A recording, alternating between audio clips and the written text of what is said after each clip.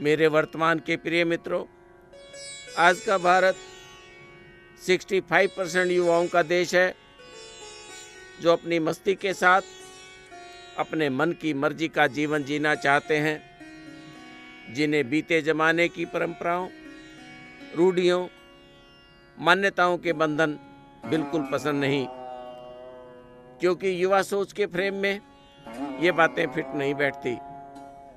Youth mindset सिर्फ विकास चाहता है। वह अमेरिकी नागरिक के समान सीना तान कर कहना चाहता है कि वह किसी भूखे, नंगे, भिखारियों, सपेरों की बीन पर नागिन नचाने वाले लोगों के देश का नागरिक नहीं, बल्कि एक अति विकसित राष्ट्र का नागरिक है। देश की भावी पीढ़ी की इस सोच में सीधे तौर पर इतिहास की कोई भूमिका नहीं बनती, किंतु एक सत्य यह भी है कि वर्तमान और भविष्य की डेवलपमेंट प्लानिंग भूतकाल की अच्छी बुरी घटनाओं के मूल्यांकन के बिना संभव नहीं होती। वर्तमान खुद को संवारने और भविष्य की डेवलपमेंट के लिए, अपनी गलतियों में करेक्शन के लिए सदा मुझ इतिहास का प्रयोग करता आया है। यदि वास्तव में मॉडर्न जनरेशन अपनी मर्जी का जीवन जीना चाहती है तो उसे अपने फैसले खुद लेने की आदत बनानी होगी। अपनी इंटेलिजेंस पर भरोसा करके आगे बढ़ना होगा, क्योंकि वर्तमान के पास भारत की डेमोक्रेटिक राजनीति का स्वरूप बिल्कुल अच्छा नहीं माना जा सकता। आज मैं भारत का इतिहास आपके रूबरू हूं, तब आपको वह सूत्र बताने जा रहा हूं जिनकी डिटेल्ड जानकारी लेकर आप अपने और अपनी संतानों के फ्यूचर की प्लानिंग कर सकते हैं। मित्रों, संसार के नक्शे पर प्राचीन काल में आज का भारत जम्बूद्वीप और आर्यवर्त नाम का राष्ट्र था। मैं यदि रामायण आदि युगों की बातें न भी करूं तो मेरे पन्नों पर अंकित है कि यहाँ लगभग 5000 वर्ष पूर्व योगेश्वर श्री कृष्ण ने धर्म की स्थापना के लिए महाभारत युद्ध में अर्जुन को श्रीमद् भागवत गीता का उपदेश दिया था। यदा यदा हि धर्मस्य ग्लानिर्भवति भारत अभ्युत्थानम् अधर्मस्य तदात्मानं सृजाम्यहम्। हे भारत, जब जब धर्म की हानि और अधर्म की वृद्धि होती है तब तब ही मैं अपने रूप को रचता हूँ, अर्थात साकार रूप में लोगों के सम्मुख प्रकट होता हूँ। संसार की अनेक भाषाओं की जननी, सबसे समृद्ध वैज्ञानिक भाषा संस्कृत तब यहाँ के जन जन की भाषा थी। श्री कृष्ण युग की पूर्णता के बाद समय के घूमते पहिए और राजसत्ता परिवर्तनों के साथ ही स्वाभाविक रूप से अनेक अच्छे बुरे दिन और उतार चढ़ाव धूप छांव के समान इस देश के जीवन में भी आए, किंतु इस धरती पर न्याय और धर्म की प्रधानता जनजीवन के जीवन में बनी रही और ये राष्ट्र नैतिक जीवन मूल्यों की धरोहर के साथ निरंतर विकास के मार्ग पर आगे बढ़ता रहा। उपलब्ध जानकारी के आधार पर वर्तमान ईस्वी संवत 2015 के आरंभ से ठीक 59 वर्ष पूर्व अर्थात 2072 साल पहले भारत में विक्रमादित्य का राज्य था, जिनके नाम से विक्रमी संवत चैत्र शुक्ला प्रथमा के पहले नवरात्र से आरंभ होता आ रहा है। इतिहासकार भारत में गोल्डन पीरियड का आरंभ इसी समय को मानते हैं, जब राजनीति शास्त्र के महानायक आचार्य चाणक्य तथा चंद्रगुप्त की युगलबंदी ने राष्ट्रवादी राजनीति की नई परिभाषा लिखी थी। बाद के कालखंडों में अशोकादि ग्रेट सहित अनेक उल्लेखनीय शासन व्यवस्थाओं का आवागमन हुआ। उस समय की वर्तमान में आंखों से देखी जा सकने वाली अमूल्य धरोहर अजंता अलोरा की गुफाएं, कोणार्क का सूर्य मंदिर, खजुराहो के मंदिरों के शिल्प, मोहनजोदाड़ो की सभ्यता के अवशेष इस राष्ट्र को अपने युग का अति विकसित और समृद्धशाली राष्ट्र घोषित करने के पर्याप्त आधार हैं। बाद के इतिहास में ईसा की 5वीं सदी में स्थापित नालंदा विश्वविद्यालय को पूरा विश्व लगभग एक मत से संसार की पहली रेजिडेंट यूनिवर्सिटी मानता है।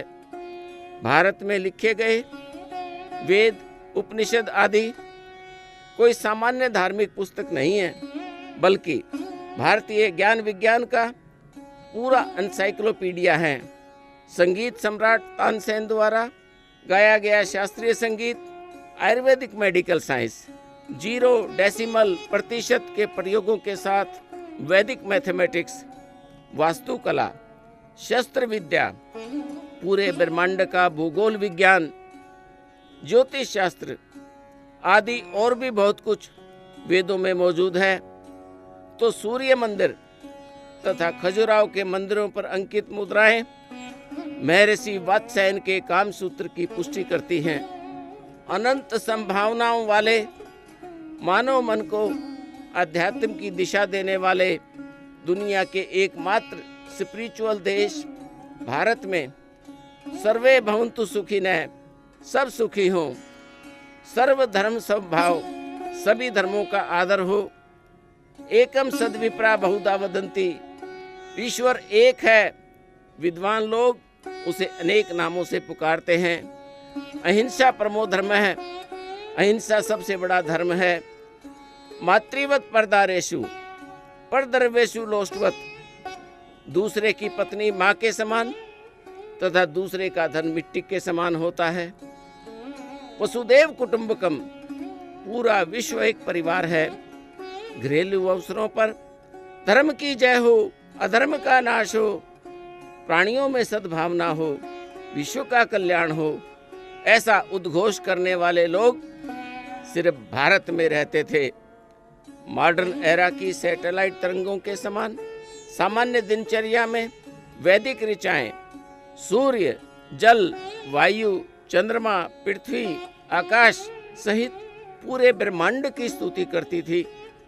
संस्कृत साहित्य में वर्णित जीने की इस कला को कालांतर में विद्वानों ने संस्कृत के साथ इति शब्द की संधि करके एक शब्द संस्कृति कहकर संबोधित किया।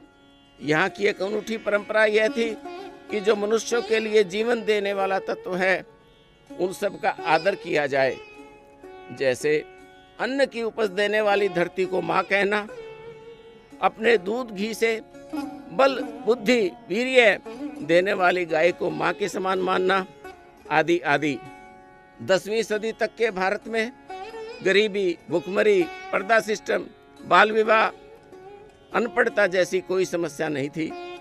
बेटियों को स्वयंवर की छूट थी। वास्तव में इस देश की समृद्धि और अति विकसित राष्ट्र की छवि ही 11वीं सदी के शुरू में समस्याओं का पिटारा लेकर आई, क्योंकि लुटेरे वहीं आते हैं जहां लूटने के लिए कुछ होता है। भारतीय आकाश में अचानक घंघोर काली घटाएं छाने लगी। लूट के इरादे से 1025 में मोहम्मद गजनी ने गुजरात के सोमनाथ मंदिर पर आक्रमण कर दिया, जिसमें लूट के साथ साथ उसने करीब 50,000 लोगों को मौत के घाट उतार दिया। लूट में गजनी को मिली अपार धन संपदा ने दूसरे विदेशियों के लिए भी दरवाजे खोल दिए और आखिरकार 1192 में मोहम्मद गौरी के हाथों पृथ्वीराज चौहान की हार के साथ यह देश गुलाम हो गया। गौरी के बाद तो भारत की धरती पूरी तरह से युद्ध के मैदान में बदल गई। आक्रांताओं के कारवां आते रहे और देश उजड़ता रहा। कहना मुश्किल है कि इन युद्धों में खून की कितनी नदियां बही होंगी। गजनी के आने तक पूरी दुनिया जिसे विश्वगुरु और सोने की चिड़िया कहकर पुकारती थी, वही भारत डरावने सपने में तब्दील होता चला गया।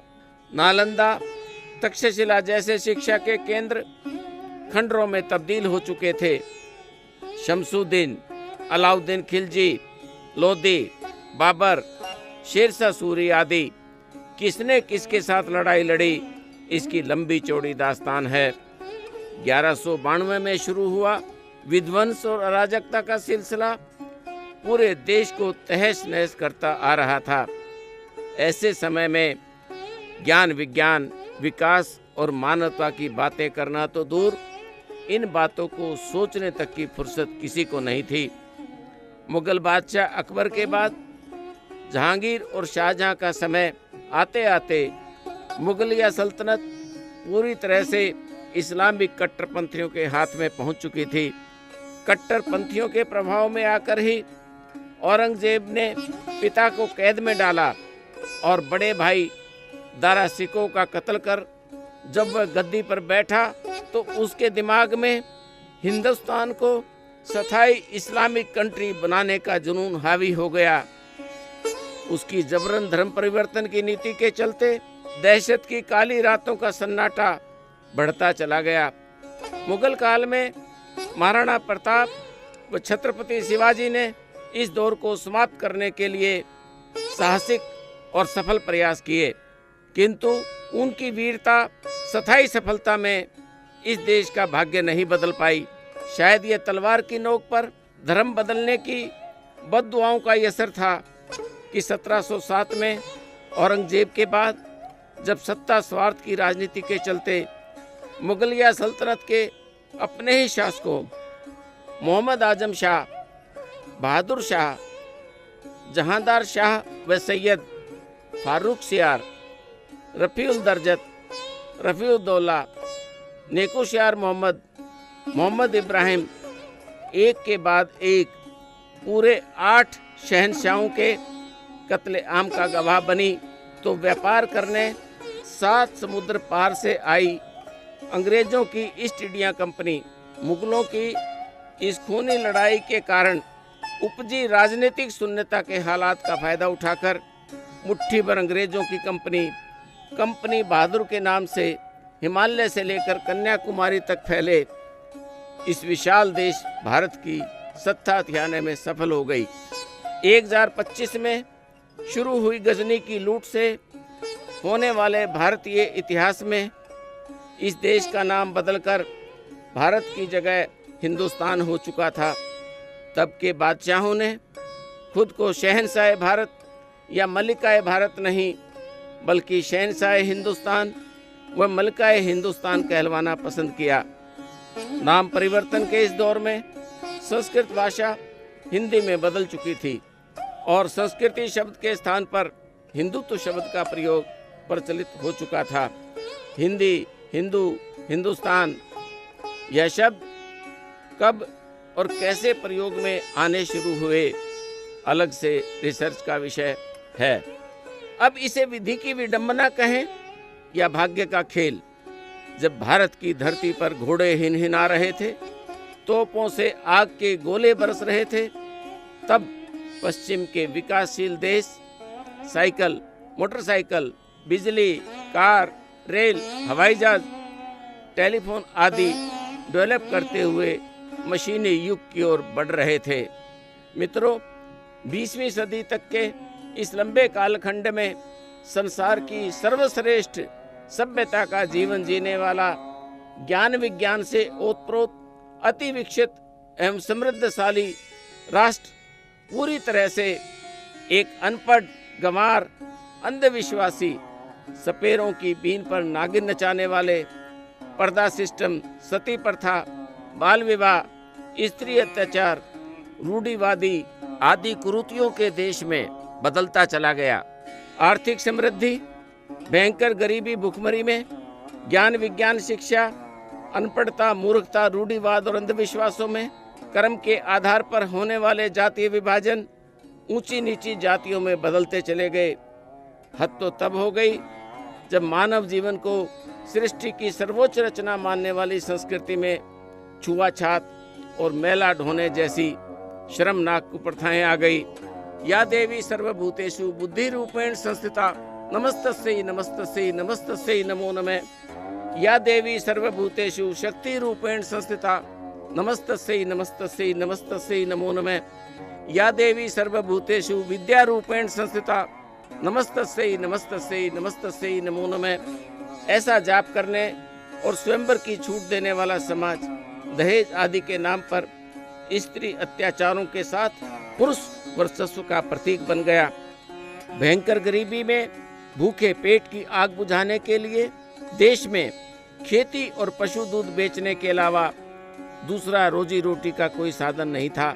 इसलिए कहना होगा कि सिर्फ कमर्शियल एंगल के कारण गाय के दूध का स्थान भैंस के दूध ने ले लिया।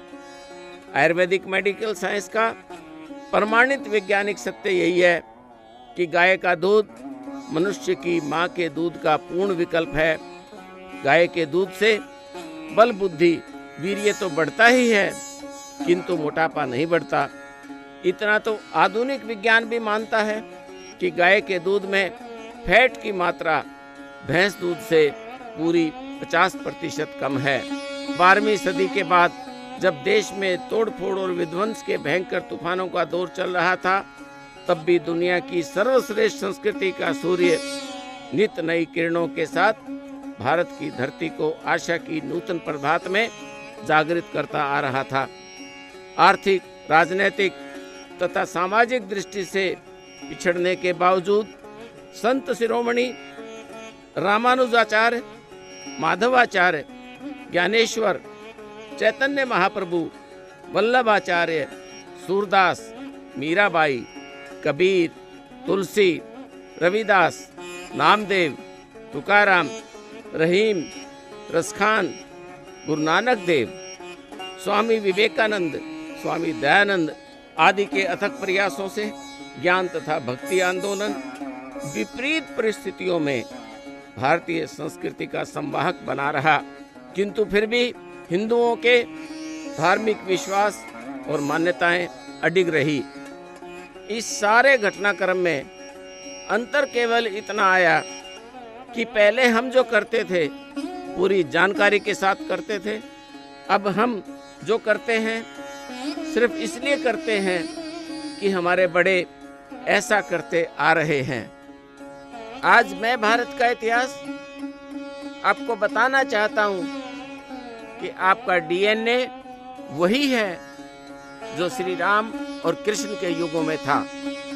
बीती सदियों के हालात का सबसे बड़ा साइड इफेक्ट यह हुआ कि अपना धर्म, कुछ धार्मिक मान्यताओं को मानने, कर्म कांड के विधि विधान पूरा करने, मन्नतें मांगने और सिर्फ शनि, राहु, केतु, मंगल आदि कुंडली दोषों के भय से मत्था टेकने तक सीमित होता चला गया। आज धर्म के नाम पर सिर्फ रीति रिवाज निभाए जा रहे हैं। धर्म सिर्फ दान पुण्य, गंगा स्नान आदि तक सिमट कर रह गया है। मॉडर्न एरा की हाईटेक साइंस ने मनुष्यों को वह सब दिया है जिसकी शायद उसने कभी कल्पना तक नहीं की थी। इंटरनेट और हाई राइज इमारतें, देर रात की पार्टियां, घर, कार, ऑफिस, सब कुछ एयर कंडीशन।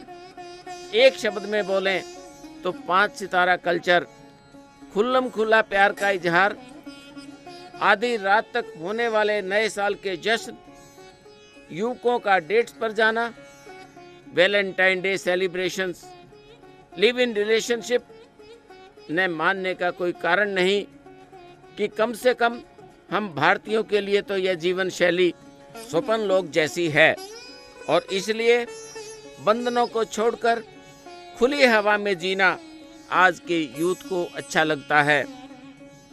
मन के इस खुलेपन में सिर्फ मैं की बात होती है। मैं सुखी रहूं, मुझे सेटिस्फैक्शन मिले, मैं एंजॉय करूं, बस मेरा स्वार्थ पूरा होना चाहिए। अपोजिट सेक्स ने शादी की, एक का मन पार्टनर से भर गया तो कोई बात नहीं, तलाक हो गया, उनके बीच एक बालक है, उसका खर्च उठाकर रिस्पॉन्सिबिलिटी पूरी। इस सब से जीवन ऐसे चलता है जैसे मशीनों में उत्पादन होता है। किंतु बंधुओं, क्या मनुष्य सिर्फ मशीन हो सकता है? उसमें भावनाएं हैं और अनंत संभावनाएं हैं, जबकि मशीन की तो फिक्स्ड प्रोडक्शन होती है। मशीनें अपने दायरे से बाहर नहीं जा सकती। मशीन तो साइंस से बन सकती है, किंतु क्या मशीन साइंस की रिसर्च कर सकती है? यदि हम अपने इतिहास में जाएं तो हमारे लिए यह वातावरण नया नहीं है। मनुस्मृति के इस श्लोक पर ध्यान दीजिए। न मांस भक्षणे दोष है, न मद्ये न च मैथुने, प्रवृत्ति रेशा भूतानाम निवृत्तिरस्तु महाफला। अर्थात न मांस खाने में दोष है और न ही शराब पीने में। यह तो मनुष्य की स्वाभाविक प्रवृत्ति है। श्रीमद् भागवत पुराण के एकादश स्कंध में मानव मन की इसी नैसर्गिक प्रवृत्ति को स्वीकार किया गया है। लोके व्यव्यामिस मध्य सेवया नित्यास्तु जंतु नहीं तत्र चोदना व्यवस्थितास्तेषु विवाह यज्ञ सुराग्राह्य राशु निवर्तरिष्टा। अर्थात संसार में स्त्री प्रसंग, मांस भक्षण और मद्यपान की जीव में स्वाभाविक प्रवृत्ति होती है। इसके लिए किसी को प्रेरित करने की जरूरत नहीं पड़ती। इसे व्यवस्थित करने के लिए ही शास्त्रों में विवाह आदि के नियम बनाए गए हैं। मनुस्मृति और भागवत पुराण के ये श्लोक हमें बताते हैं कि हमारा मन लाखों वर्ष पहले जिस नॉनवेज, शराब और सेक्स की ओर भागता था, आज भी उसी ओर भागता है। मनु जी महाराज का मानना था कि मन के इस आचरण में, उसके स्वभाव में कोई दोष नहीं है, उसकी नेचर ही ऐसी है।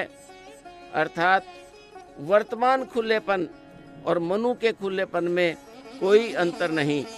कहना गलत नहीं होगा कि मॉडर्न लाइफस्टाइल में सिर्फ रहन सहन का स्टाइल बदला है, आवागमन और चिट्ठी पत्री के साधन बदले हैं, किंतु मनुष्य का मन वही सब कर रहा है जो मनु जी महाराज द्वारा बताया गया। महर्षि वात्स्यायन का कामसूत्र, कोणार्क का सूर्य मंदिर व खजुराहो मंदिरों की बाहरी दीवारें यही संदेश देती हैं कि ओपन सेक्स के मामले में भी भारत की सोच अधूरी नहीं है। अब मनुष्यों को तय करना है कि वह बाहर की दीवारों पर नंगे होकर जीना पसंद करेंगे या फिर अंदर भगवान बनकर पूजित होना। फैसला मैं इतिहास कैसे कर सकता हूँ? मेरी तो निर्धारित सीमाएं हैं, क्योंकि मैं मनुष्य मन के समान अनंत नहीं हो सकता। मैं तो सिर्फ इतना कह सकता हूँ कि जब आप मॉडर्न लाइफस्टाइल में जीते हुए, हाई राइज इमारतों में रहते हुए, उनसे ऊंचे उठकर अपनी आत्मा को उस अनंत ब्रह्मांड नायक के साथ जोड़ना शुरू कर देंगे, तब मैं एक बार फिर से भारत के गौरवशाली इतिहास का साक्षी बनूंगा। अव्यक्त इंडिया का मानना है कि जिस प्रकार हम भगवान को समझना चाहते हैं, भगवान को समझने से पहले हमें यह जानना होगा कि जिस प्रकार भगवान अनंत हैं, अंतर्यामी हैं, सर्वव्यापी हैं, उसी प्रकार से मनुष्य भी अनंत संभावनाओं से भरा प्राणी है और वो स्वयं भी भगवान बन सकता है। सिर्फ और सिर्फ अंतर इतना है कि हमें यह सोचना शुरू करना होगा कि हम मनुष्यों का अंतिम डेस्टिनेशन क्या है। अव्यक्त इंडिया में हमारा यही प्रयास रहेगा कि हम और आप साथ मिलकर इस विषय पर आगे चिंतन की धारा को शुरू करें।